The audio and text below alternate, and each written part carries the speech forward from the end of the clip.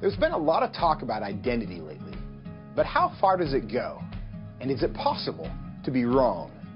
We went to the University of Washington to find out.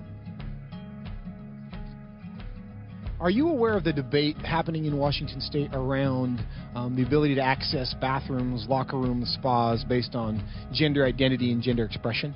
I think people should be able to have access to the facility. I think bathrooms could and potentially should be gender neutral because there doesn't need to be a classification for differences.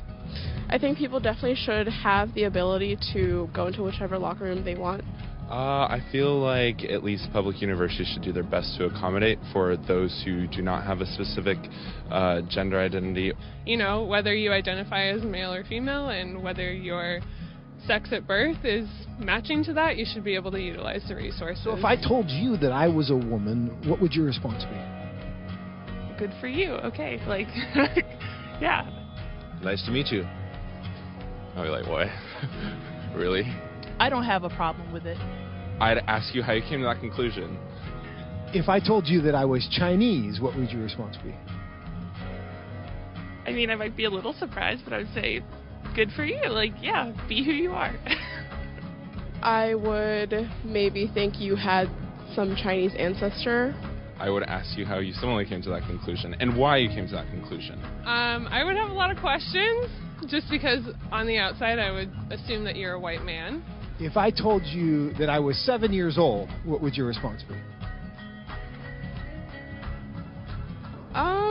I wouldn't believe that immediately. I probably wouldn't believe it, but I mean, it wouldn't really bother me that much to go out of my way and tell you no, you're wrong. I'd just be like, oh, okay, he wants to say he's 7 years old. If you feel 7 at heart, then then so be it. Yeah, good for you. So if I wanted to enroll in a first grade class, do you think I should be allowed to? Probably not, I guess. I mean, unless you haven't completed first grade up to this point and for some reason need to do that now. If that's where you feel like mentally you should be, then I feel like there are communities that would accept you for that.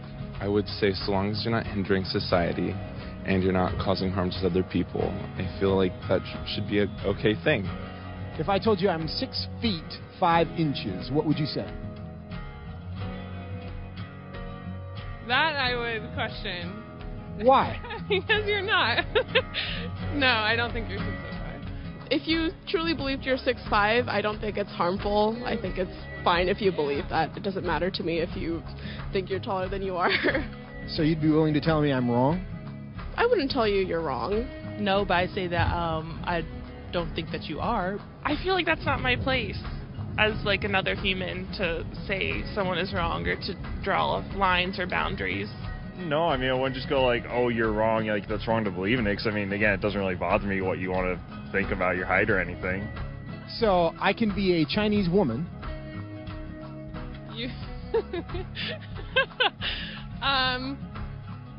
sure. But I can't be a 6'5" Chinese woman. Yes. If you thoroughly debated me or explained why you felt that you were 6'5", I feel like I would be very open to saying that you were 6'5", or Chinese, or a woman.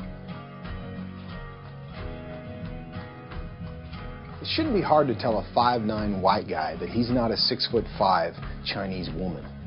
But clearly it is. Why? What does that say about our culture? And what does that say about our ability to answer the questions that actually are difficult?